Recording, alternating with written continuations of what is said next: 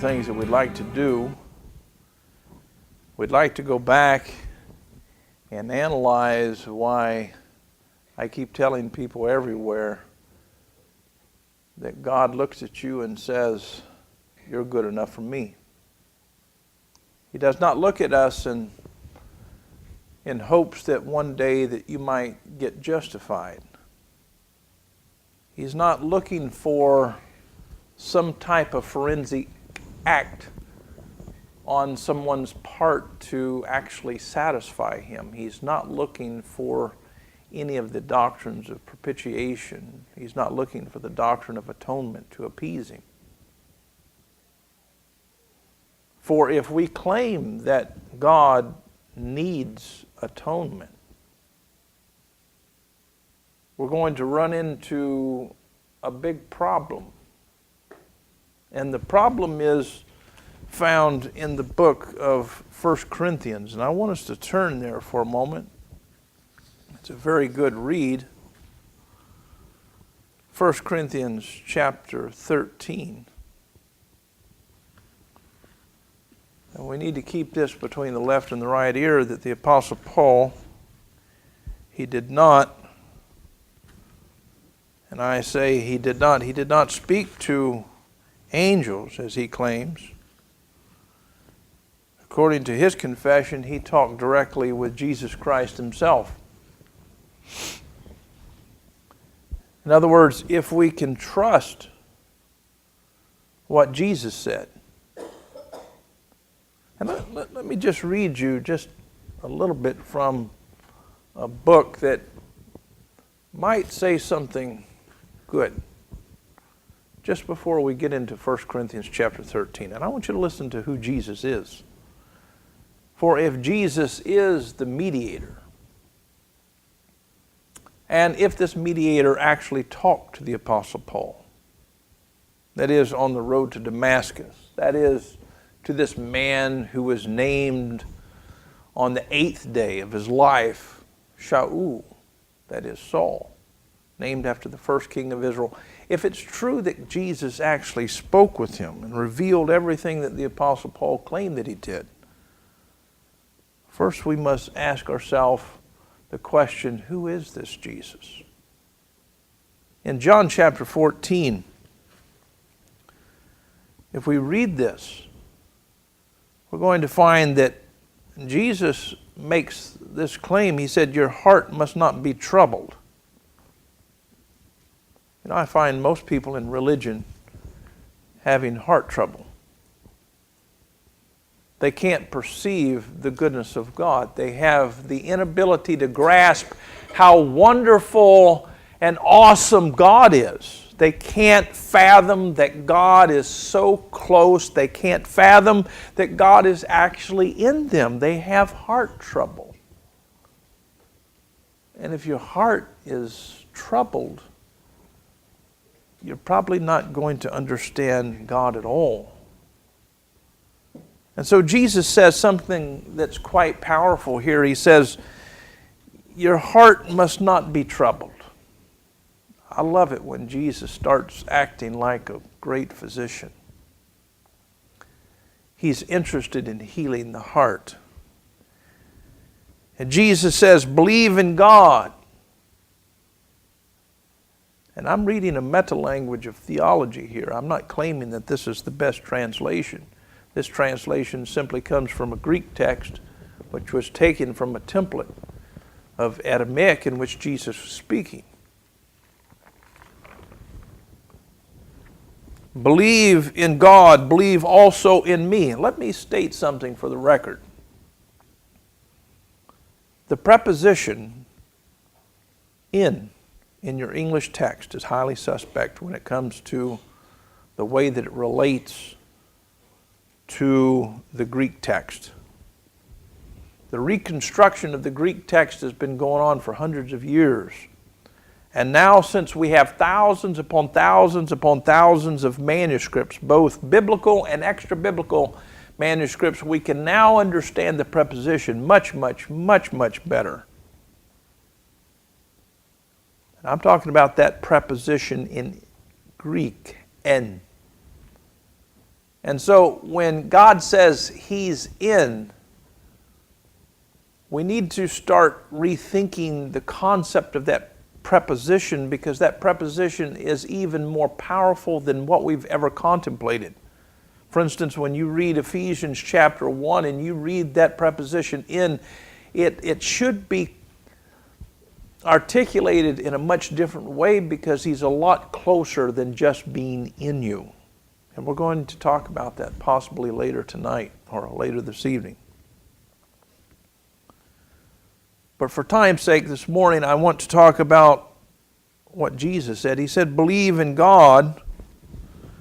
And then He said something to the Jews that's quite, it's equivalent to what they would say is blasphemy. He did not say believe in God alone. He says, believe also in me. That doesn't complement the old covenant at all. You don't come along as a rabbi. You don't come along as a human being and tell people to believe in you. You don't do that unless you are God. In chapter 14, Jesus makes it clear, your hearts don't need to be troubled. Now, if you can wrap your mind around this, if you're walking with these disciples, and I want you to picture the moment, because if you're a disciple of Jesus Christ and you're walking with Him and He says, believe in God, but you must also believe in me, wow, that's a game changer, because your theology has just been turned upside down.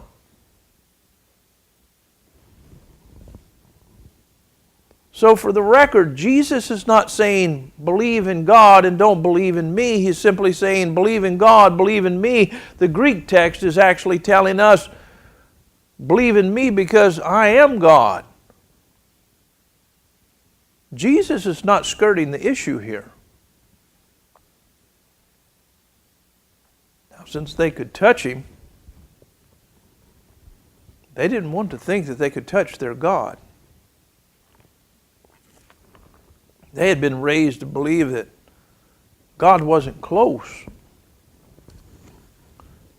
They were raised to believe that God was at a distance. They were not raised to believe that God could be understood. That wasn't part of their theology. He said, in my Father's house are many dwelling places. Now, when you go back to the Greek text, one of the things that is impressive here, He's not talking about some mansion over the hilltop so you can finally go there. And I want you to wrap your mind around what He's actually saying here. He's saying, actually, where my Father is, there's lodging.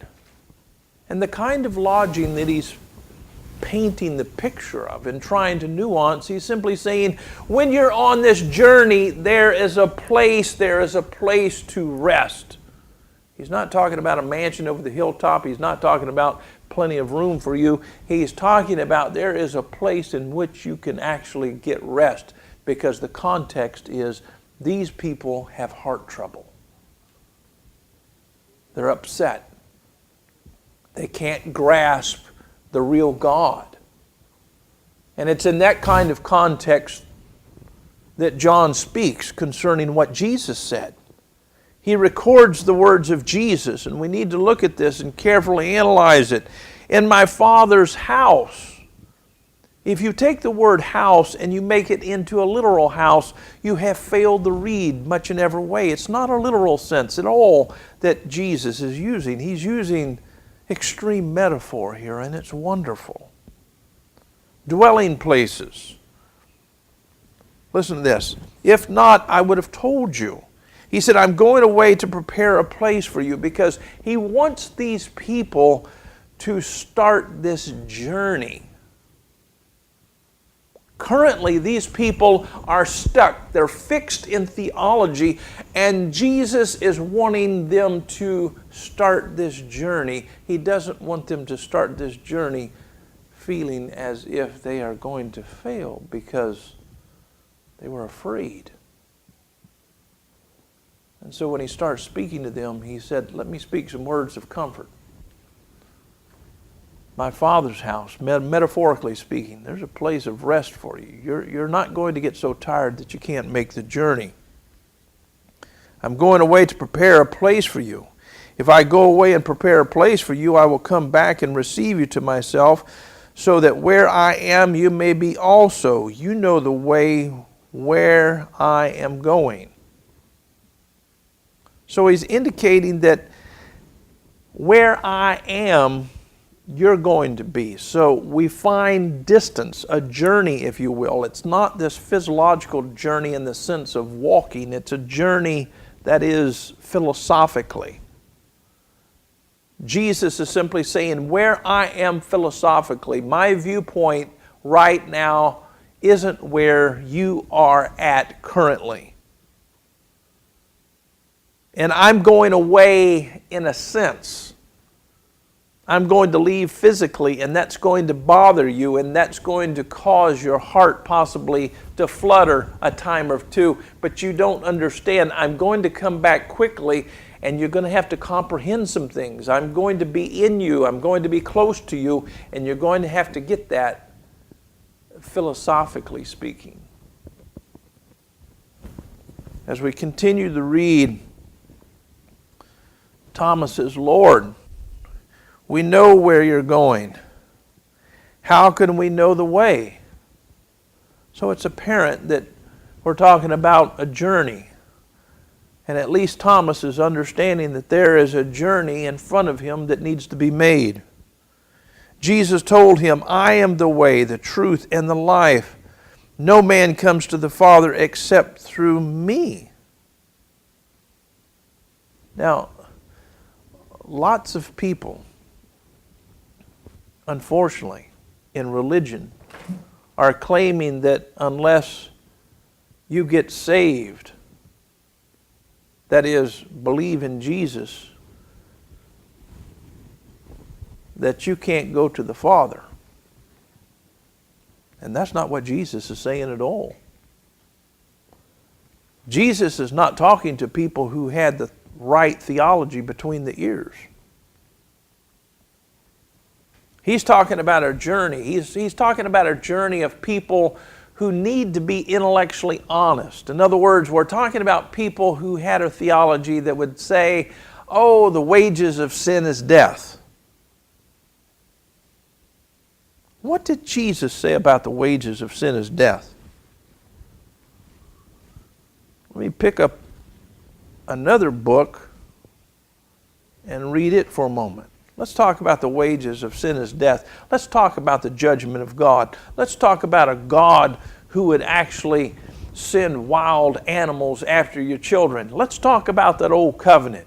Let's talk about atonement. Let's talk about propitiation, because the doctrine of atonement is all about a God who keeps a record of wrongs. And the necessity of atonement is there because God keeps a record of wrongs. He has to be satisfied. He has to be propitiated because He keeps a record of wrongs. But Jesus came and told Paul, write this. 1 Corinthians, another book. Chapter 13, verse 4, love is patient. In fact, God is love, by the way. What is He trying to emphasize? God is patient. God is kind. God doesn't envy. He does not boast. Wow. All throughout the Old Testament, God is always boasting about Himself. I'm the Lord God Almighty. That kind of boast. Jesus told Paul, love doesn't boast. Those Old Testament passages are all about the kind of God that likes to be applauded. He likes to be on top of everything and everyone so He can control everyone. He's sovereign. And unfortunately, the religious world loves talking about a sovereign God who controls everyone like dogs. We are the pawns in the chess match. The Apostle Paul talked to Jesus. He said, love is patient, love is kind, it does not envy, it does not boast, it is not proud, it is not rude, it is not self-seeking. Everyone keeps talking about the will of God, the will of God, the will of God, the will of God. There's only one way to the Father, and it's very, very narrow, all this kind of stuff. Really taking those metaphorical things that Jesus said completely out of context. And here Paul makes the point, because this is what Jesus said to him. Love doesn't seek its own way. And yet today in Christianity, it's all about God's will. It's about God's will. It's about God's will. What does God want? What does God want? What does God want? And we need to back up for a moment and become a little bit rational. When parents push on their kids only their desires, their agenda, and it's all about them, that demonstrates lots and lots of selfishness.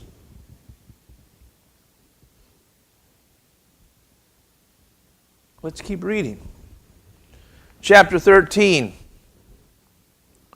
It is not rude. It's not self-seeking. It doesn't get angry. The NIV is completely wrong here. It's not easily angry. It doesn't get angry at all if the Greek is right. Notice the very next thing that he says. It doesn't keep a record of wrongs. Wow.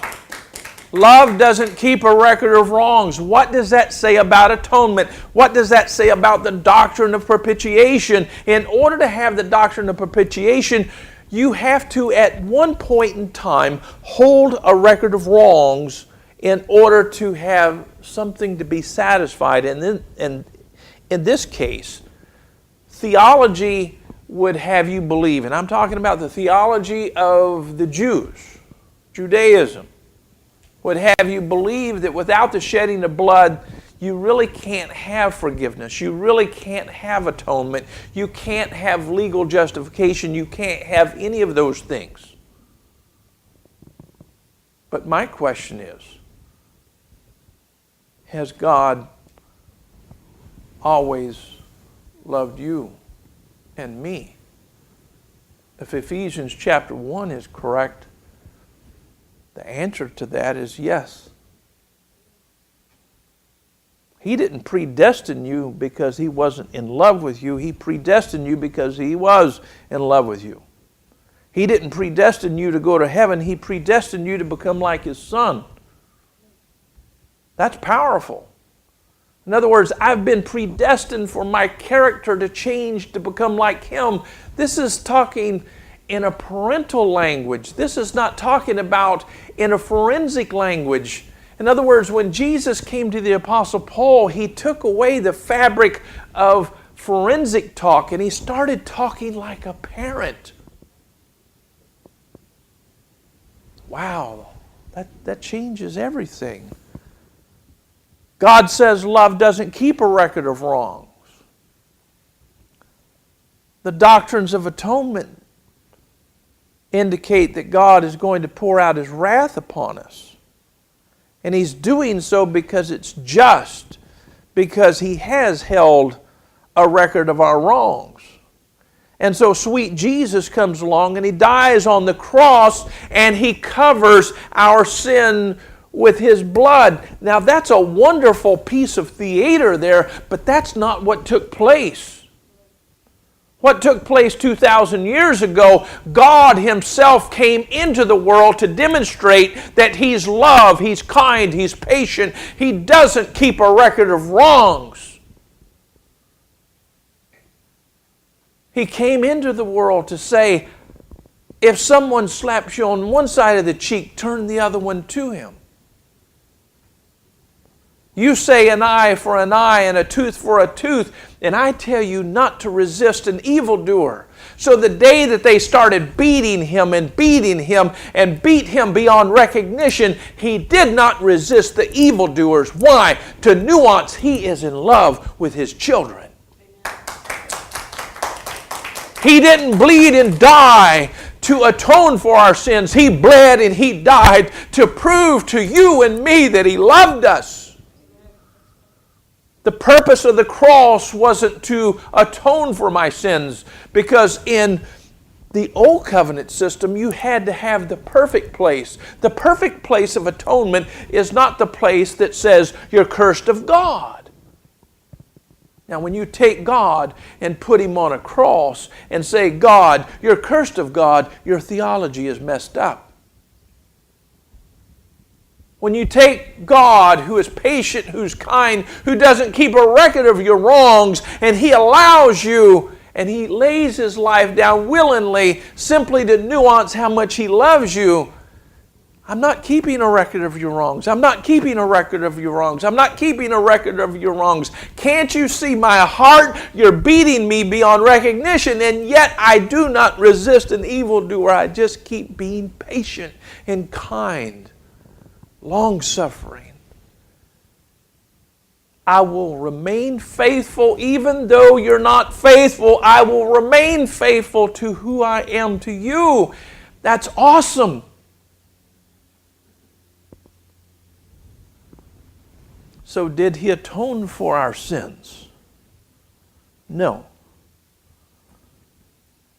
He never held anything against us. When God looks at His children who have problems and do wrong, He said, I am the physician who will heal my children. I will take them by the hand. I will take them by everything that they are, and I will embrace them, and I will heal them, and I will make plenty of room for them in order for them to be able to make it in this journey called life. And that's wonderful and that's sweet. This is what Jesus came to nuance 2,000 years ago. But unfortunately, the church melted the doctrines of the pagans that the Jews borrowed and melted that with the words of Jesus and made a theology that's extremely corrupt. So as we read chapter 13, if there's anything that contradicts love doesn't keep a record of wrongs, is it consistent with what Christ said? You can't have a God who keeps a record of wrongs and a God that doesn't, and have a God that's not a Jekyll and Hyde.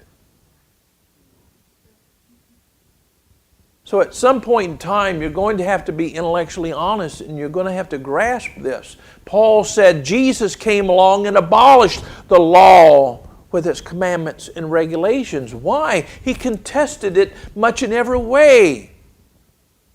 He didn't come along to complement the law. In fact, when we read Matthew 5, and let's do this again and again and again, and share this with other people. This is wonderful. Chapter 5, book of Matthew. Good book. Listen to the words of Christ. Don't assume that I came to destroy the law and the prophets. Now, if you park it there and you take that in a literal sense, you've messed up the text. Let's keep reading. Don't assume that I came to destroy the law or the prophets. He said, I did not come to destroy, but to fulfill. For I assure you, until heaven and earth pass away, not the smallest letter or one stroke of a letter will pass away from the law until all things are accomplished. Therefore, whoever breaks one of the least, listen to verse 19.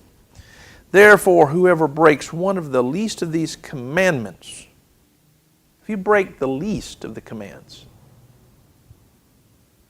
and if you teach people to do so, will be called least in the kingdom of heaven. So if you break the least of these commands, and remember in the law, if you break one part of the law, you're guilty of all of it. And he tells you that if you teach others to break it, And I'm not talking about the big ones, we're just talking about the small ones, the minuscule, those that people actually ignore. If you teach people to contest those things, you're going to be considered least in the kingdom. Listen to what Jesus nuances. Chapter 5, verse 38. You have heard that it was said, an eye for an eye and a tooth for a tooth, but I tell you, don't resist an evildoer. Is he in agreement with the law and the prophets, or is he contesting the law and the prophets? It's obvious that he's not in agreement with an eye for an eye and a tooth for a tooth theology. He's contesting it. So what does he want these people that day to understand of him? He wants to be known in their kingdom as one who is the least in their kingdom. He doesn't want to be thought of as the greatest in their kingdom because their kingdom is upside down. And their theology, they advocate the doctrines of infanticide, genocide, slavery, and all kinds of other maniacal and, I won't go further, those kinds of theologies. Jesus says, but I tell you something different. Verse 39, don't resist an evildoer. On the contrary, is he speaking contrary to the law here? Yes. Is he teaching other people to do the contrary of what the law is actually suggesting? Is he teaching contrary to the law? Yes, he is. He says, on the contrary, if anyone slaps you on the right cheek, turn the other to him. Does this sound like he's satisfying the law or speaking against it? This is powerful. It changes everything. So many people are trying to get justified today. That is, theologically saved from the wrath of God or something like that. And that's pitiful. My point is, God came 2,000 years ago to make the point that he loves us. And he did a wonderful job, but unfortunately religion stepped in and they went back to what the pagans were saying, that which the Jews picked up and started claiming that was right. I'm simply claiming, let's take what the Jews had and the pagans had and let's put it back down and let's pick up what Jesus said and glorify the real God and say he is the one who is patient and kind, who doesn't keep a record of wrongs, and he's actually faithful and just, and nothing can separate me from his love. He is the one that I can't be separated from. But according to that theology, that old covenant theology, I can be separated from him. And it's going to take an act of someone to atone for my sins and belief in him so I can be attached to him once again. But love, according to what Jesus told the Apostle Paul, love cannot separate you from him at all, when we should say, thank God, I could never be separated. I could never be lost. This idea of being lost and lost and lost is a concept of the Jews and also of the pagans. I'm away from God. I'm despondent and all of this kind of stuff. And this is what Paul was doing. He was dealing with the ills of current day theology back in the first century. And unfortunately, we're still living as if we're still back in those days. Today we have a brand new set of problems.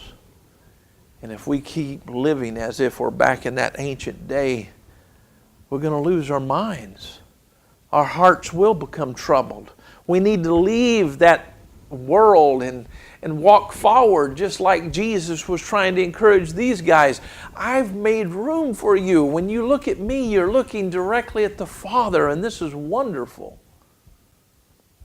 In fact, in Matthew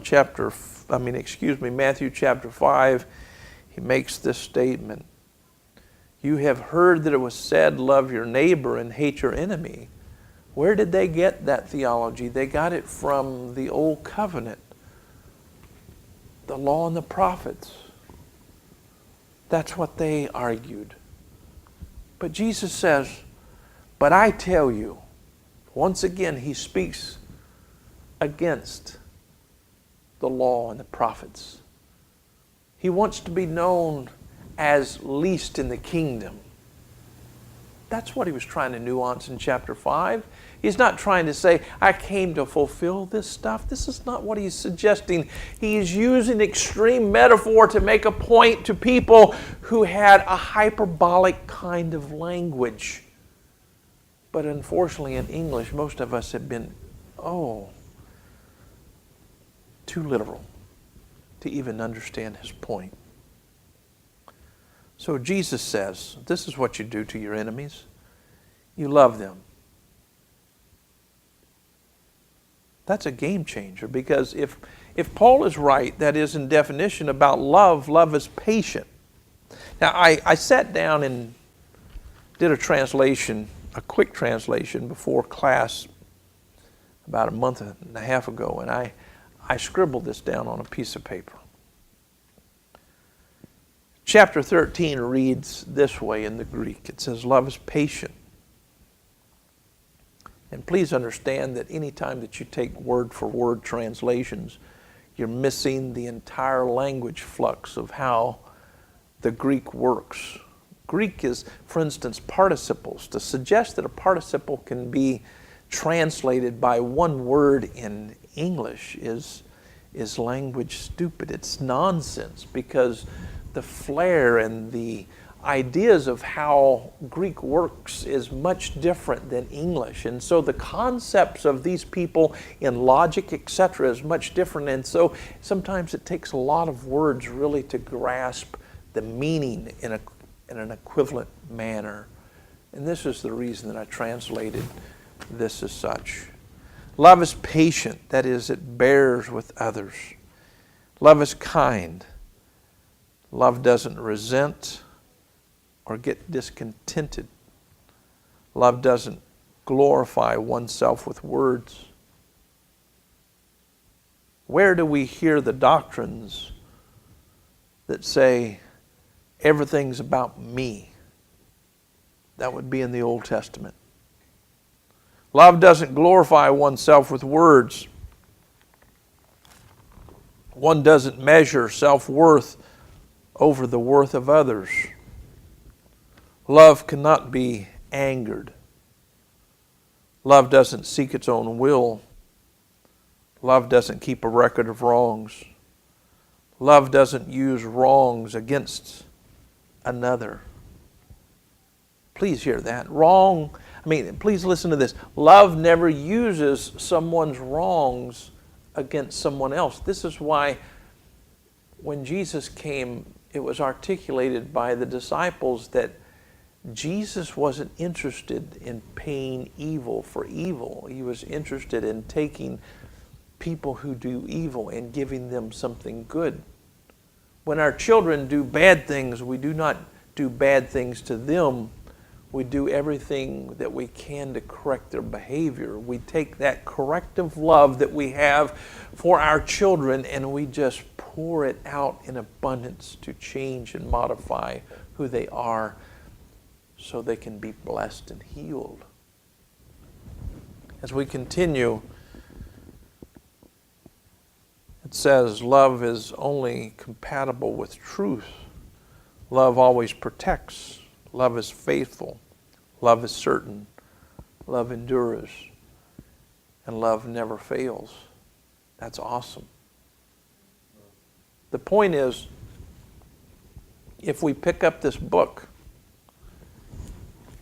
and we start reading this book, we're going to find that people have utilized this book to teach people and trap people into these concepts of a very confused theology.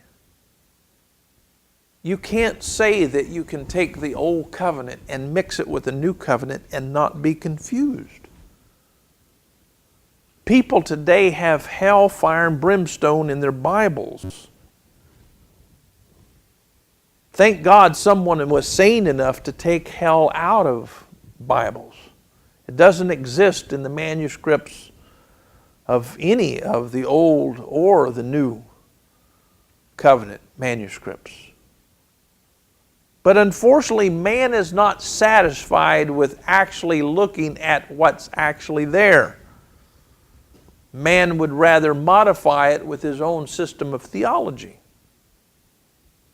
When you look at the New Testament, what you have is you have people who desire to take the language flux, the gloss system of the Old Testament, and they want to impose that old system into the new, and therefore that's why we find the word atonement and propitiation and all kinds of doctrines in the New Testament. It's simply because someone interpolated it into the new covenant, and that is extremely disingenuous to the text. It's disingenuous to what love is. It's simple. It's not complicated. Love doesn't keep a record of wrongs, and there's no way that you can reconcile atonement and propitiation with that one single idea. Love doesn't keep a record of wrongs. Anything that contradicts love keeping a record of wrongs has to be placed in question. Any doctrine, any theology that would suggest that God keeps a record of wrongs and He needs to be satisfied so He can do X, Y, or Z has to be challenged, rethought. And for this reason, we're going to keep teaching the good news. The good news isn't pending. It's not something that you do. The good news is God came into humanity and expressed the greatest thing in the world. He said you can sum it up in the law as this: the law is equivalent to love. And you cannot make the argument that love is equivalent to the Mosaic law at all. The Mosaic law wasn't love. It was wrath. It was hateful. It was bias. For that reason, the writer of Hebrews claims Jesus didn't come after the order of Aaron, but as a high priest, He came after the order of Melchizedek. And because He's a completely different kind of high priest, it was necessary to have a completely different kind of law. Therefore, the argument is the law of Christ is what Jesus was talking about. The law of Christ is completely equivalent to what love is. The law of Christ is patient. The law of Christ is kind. The law of Christ doesn't keep a record of your wrongs. The law of Christ is faithful. The law of Christ doesn't get angry. The law of Christ will never fail in your lives. In fact, the law of Christ is the character of Christ. I need character. I don't need law. I need to grow up. I need my behavior modified. I've been predestined to become like Him. I need His character written on the tablets of my heart. Not laws, but character. It builds me and it motivates me, and the only thing I need written on my heart is what love is. God's justice is love. His sovereignty is love. His omnipotence is love. Everything about God is love. And when we start seeing God that way,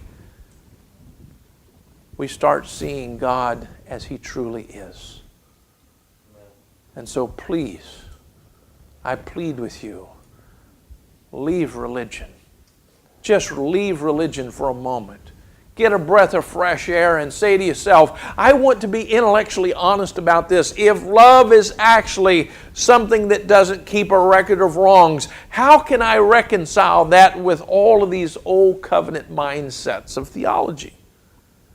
It can't be done without intellectual dishonesty. So I invite you to a conversation and a movement of intellectual honesty. Let's move forward. We want you to be with us. We want to be with you. God has one body, not two, not three. He has one body. He wants us to come together. He wants us to keep gathering. He wants us to keep talking. And sometimes, yes, we have things wrong, but we can keep the conversation going. We can love one another and we can get there. This is the heart of Christ. This is the heart of Christ. And so, with these words, my wife and I would like to tell you, we love you. Love you so very much. Please join us this afternoon and this evening. We're going to be sharing much about the love of God. And I think that I need to go to some Skype calls.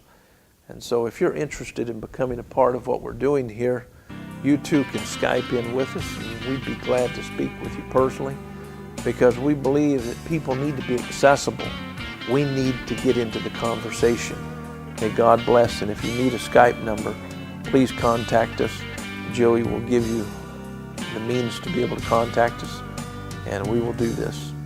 Thank you so much. May God bless.